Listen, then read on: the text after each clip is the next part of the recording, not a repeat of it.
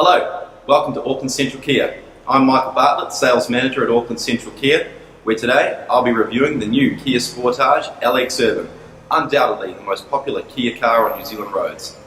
We've seen a lot of changes in the medium SUV segment over the last 10 to 15 years, with what started as mostly adventure, off-road vehicles for people that like to get out, go surfing, go skiing, and of course do off-roading.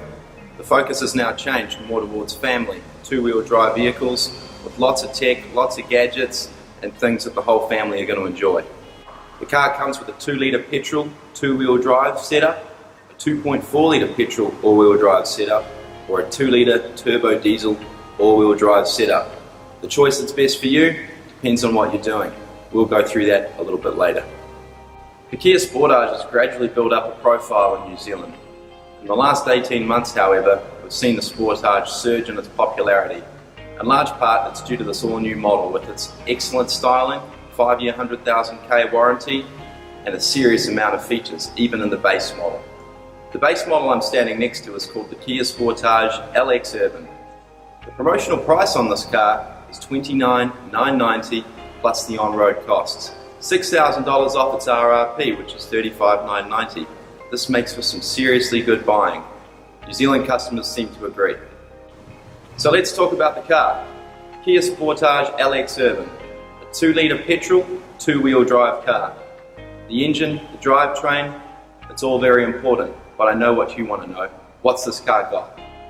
Looking at the front of the Kia Sportage, you'll see Kia's distinctive tiger nose grille, daytime running lamps, and good-looking headlights that could only belong to a Kia Sportage.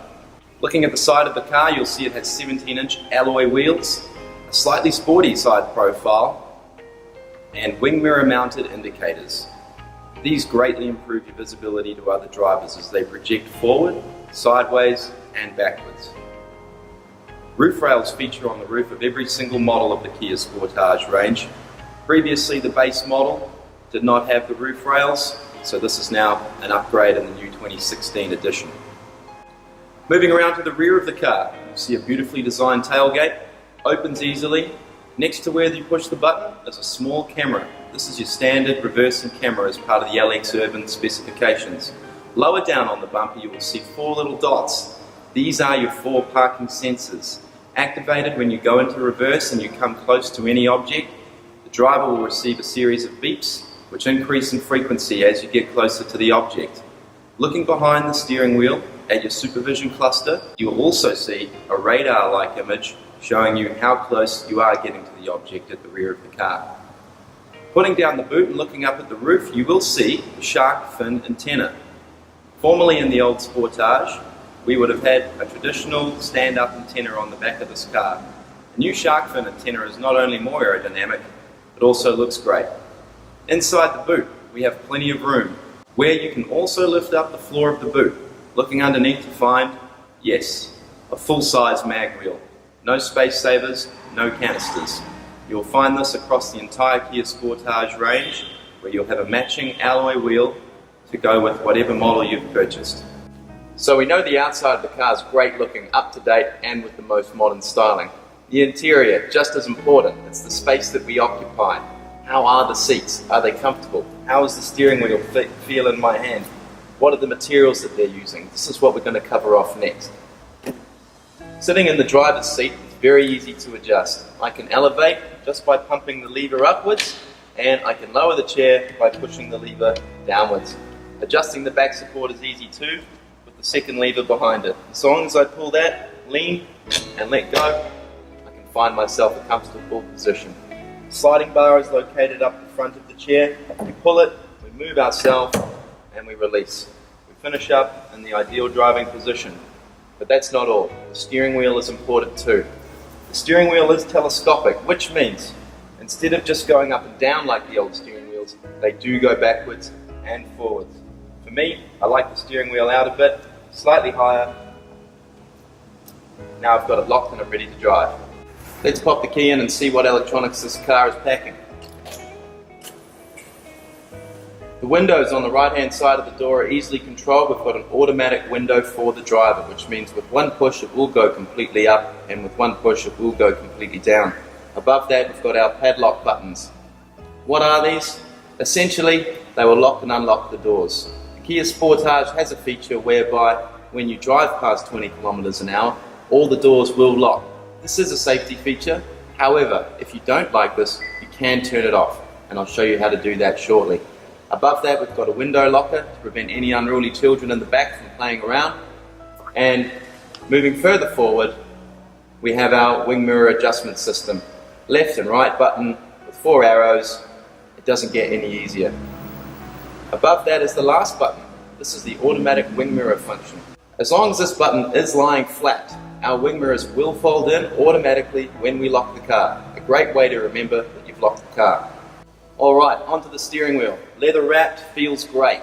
On the front of the steering wheel we have 2 distinct button groups. One is for the trip computer and the cruise control. The other side is for the entertainment, changing the volume, the station, and answering the phone calls. My favourite thing actually about this is that we have a small screen behind the steering wheel which shows us the exact speed that we're doing. This is through our trip computer. If you're doing 54 kilometers an hour, it will say 54 kilometers an hour. No more looking at the needle and guessing. On the other side of the steering wheel, we have our volume controller. I can turn up the radio easily, I can turn it down, and if someone's ringing me, I just answer by pushing the green telephone button on the wheel, and I can hang up by pushing the red one. The Kia Sportage has got a 6-speed automatic gearbox, not to be confused with a CVT or a DSG. This is your traditional 6-speed automatic gearbox, tried, tested, and proven. Smooth as ever. Very easy to use. We have our park, reverse, which generates our reversing camera image on our lovely touch screen, neutral, and drive. Ever wondered what that plus and minus is next to the drive button? This is what's called a Tiptronic transmission system. This allows us to pretend that we're driving a manual. We can move the gears up and down, first into second, second through to third, and back down, or all the way up to 6th gear if the speed permits. This is great if you feel like you want to interact with the car a bit more, or you're heading up some steep terrain and you want the gear to hold, particularly passing other cars through steep terrain. This is very useful. Handbrake, easy to use, drop down, pull up, not too heavy, easy for anyone to use. Alongside our gear selector, we have a few extra buttons that we didn't have before in the previous model. The first is the drive mode. The drive mode allows us to change the way this car behaves. Pushing it initially will generate a green light on the tachometer which says Eco. Eco is a mode where the car tries not to use too much fuel. It will make the car go slightly slower and change the way the gearbox behaves. So when you put your foot down a little bit extra, you'll find that that oomph isn't quite there anymore. So if you're a lead foot, this is great technology. By pushing that same button again, we go into sport mode, which is the polar opposite to eco mode. It will make the car behave very aggressively, the gears will kick down earlier, and the car will rev higher. Great if you want to have a little bit of fun with your new Sportage. Pushing it once more will take us back to our normal, everyday, balanced mode. The next button is a downhill descent control. For those of you that do go skiing or do get off the road, off the beaten track, and you're heading down some steep terrain, this is an ideal situation to use this button. It will prevent the car from running away at you, heading down very steep hills using a combination of engine braking and brake systems. Lastly, we have the reversing sensor button. It says P, and you'll see a little triangle and a few lines. This is to show you that it's a parking sensor off switch. As soon as I go into reverse, my parking sensors are activated, and I will get the beeps as I start to get closer to the object behind me. If for whatever reason you don't want the beeps in this particular situation, you can push this button to turn them off completely. One of the issues with the older SUVs on the market was that the middle row was not adjustable. The adjustment was really just about putting the seats down. In the new Sportage, we can actually adjust how much back support we are giving our second row passengers. So the seats can come a bit further forward and a bit further back. The next great advancement is how far down the seats do go. It used to be you'd fold the seats down and would be left with a terrible hump in the middle which prevented us from lying anything truly flat in the back of the car. Now the seats do go 96% flat. There's a lever down by my knee. I pull it, and we have our middle row down 96% flat. And we can actually do the same on the other side too for the 60 split. So, is that going to stop it up? Look at all that space. Front and center of the cabin we have our nice 7-inch touchscreen, which is USB compatible, Bluetooth, runs our radio, FM and AM, and also acts as a touchscreen for our phone. Using this system is easy. We can use a touchscreen, or we can use the hard buttons, FM to AM, back to FM. We can interact with our radio easily. We can also use the hard buttons again to find the next station, or we can use the touchscreen as if it were a tablet or a smartphone to find the station that we're looking for. Hitting the list button, we have every station that the car can find preset into the car's memory. Using the bullet note feature, we can find the station we want and we can save a new favorite preset. We can skip through these just using the arrows on the steering wheel. Nice and easy. We don't get distracted when we're driving. Media is the next thing. Pairing up a phone, we can stream our music wirelessly. Spotify, iTunes Music, you name it, it will play the music through the car. Let's pair up a phone. First of all, we need to get your cell phone out. Open up the Bluetooth settings area, make sure it's visible and searching for other devices. The rest is easy. Hit the phone button on the radio. The car will ask you if you want to connect a device. We say OK, and we'll search from the car. It's found my phone. Just push and say yes.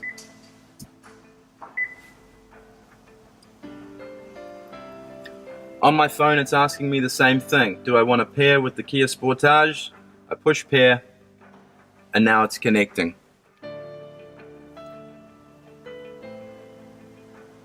The connection speed's good. It takes about 20 seconds to pair up for the first time.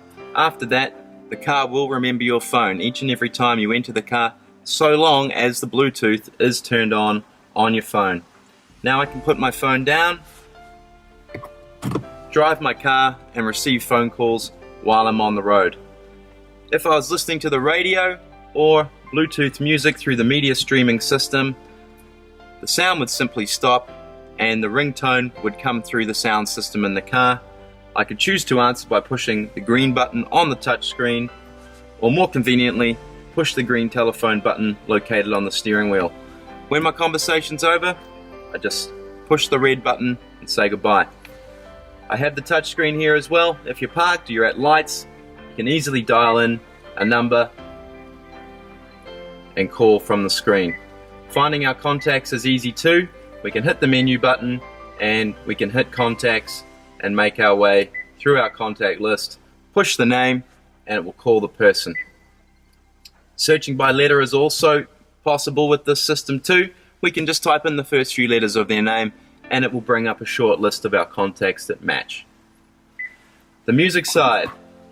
This will require you initially to grab your phone, choose your music service, in my case it's Spotify. Make sure the volume on your phone is up as well. The source volume does determine how loud it goes in the car, and then we can turn it up on the radio system. I'm going to push media and hit Bluetooth audio, and now I just turn up the volume, choose a song, and we're good to go. Charging the phone's also possible with this. We just need our USB cable, and just below all the buttons, as you see here, there is a USB button. There's also an auxiliary input, a more basic form of connecting your phone, your iPod, any music device to the car which doesn't use USB. We have two 12-volt power outlets as well, so charging more than one device is possible with a car kit adapter. It's not the only USB in the car. There's also one at the back of the center console, so your backseat passengers can be charging their devices as well. Very important these days. The air conditioning, very easy too. We have our fan strength 0, 1 through to 4, and the temperature gauge. Blue being cold, red getting hot. Twist it round as far as you need to adjust the temperature. Our modes are adjusted here with these 4 buttons. We have the air coming toward us at our feet as well, and also a combination with the front demister, rear demister, the AC light. Obviously the car needs to be on, and our AC light will come into play. Recycled air as well. If not, the car's always running fresh air through the system. The entertainment side of our steering wheel, the left hand side, we've got some very easy to use buttons that we can use with our thumbs safely while we're driving. You'll see we've got the green phone and the red phone. When we receive a phone call, we just push the green phone button to take the phone call and push the red one to hang up. Turning up the volume for the phone call or the music that we're listening to is easy. We just push this button upwards to turn it up and pull it down to turn the volume down. Switching through the stations or tracks in your MP3 music is easy. We push up to go forward through the radio stations, back to go down, and to get ourselves onto our Bluetooth music, we just push the mode button. It'll first go over to the AM radio and then onto our Bluetooth music, and down comes the volume. Mute, sound goes away, push it again and the sound comes back. All really easy to use. They might seem like a lot of buttons at first if you haven't had a car with steering wheel mounted controls before, but they really are put in there with safety in mind so that we're not having to reach away from the steering wheel and take our eyes off the road.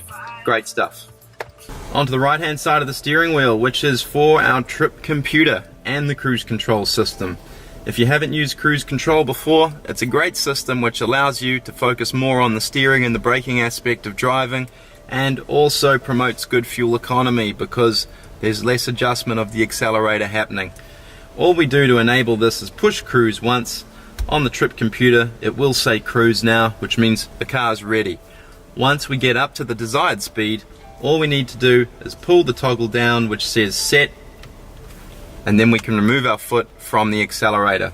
Obviously we still need to watch the road, steer and brake as necessary. It's really there just to assist you for long journeys. Can be used around town, however, if you're really chasing that good fuel economy. As soon as you hit the brake it's cancelled, but the cruise light stays on, which means the car is still ready. So if you want to cruise again, we just pull the set button down.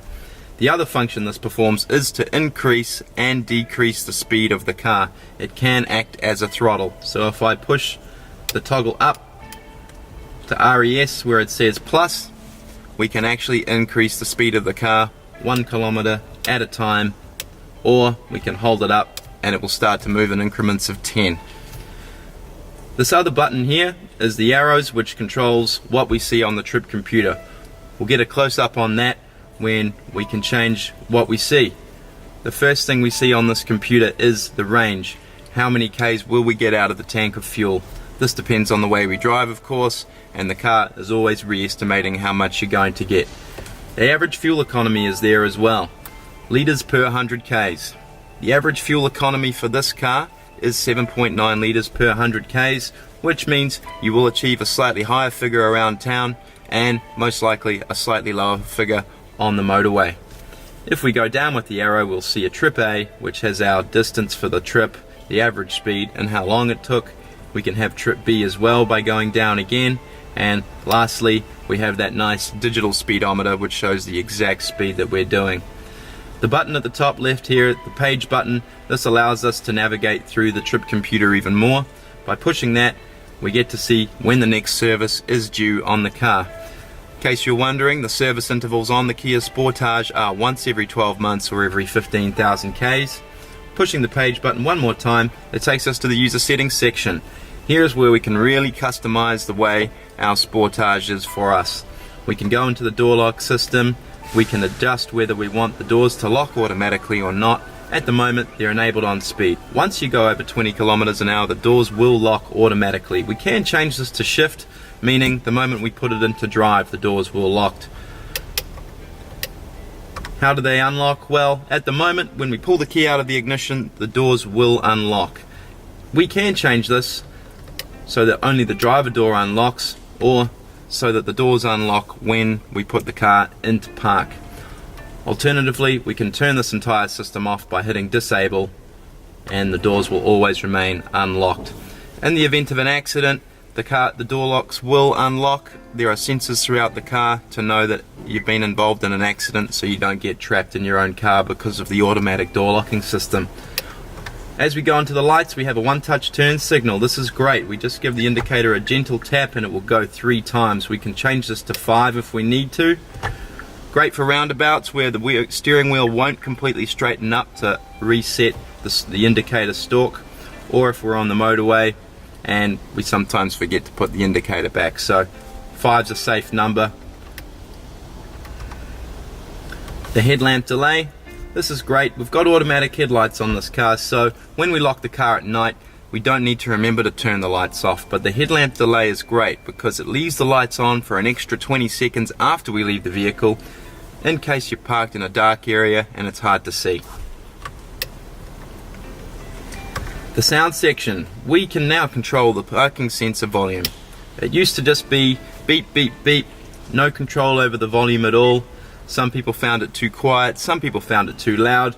Now we can cater to everybody. We can have a loud parking sensor volume, medium, and soft. We'll go into further detail on the trip computers in our other videos, but these are the most important things that we'll use in our day-to-day driving. When you look at all the features combined in this car and Kia's 5-year warranty, 5 years roadside assistance and 5-year instant care program, you see what terrific value this car represents. Once again, this car is on a launch offer at $29,990 plus the on-road costs. It's been such a successful launch offer that Kia have continued this offer on for several months. Please do give us a call if you're interested in this car. The numbers you'll see below the screen for our friendly salespeople who are ready to speak to you at any time. Thanks for watching. I'm Michael Bartlett, and you've just seen the review of the new Kia Sportage LX at Auckland Central Kia.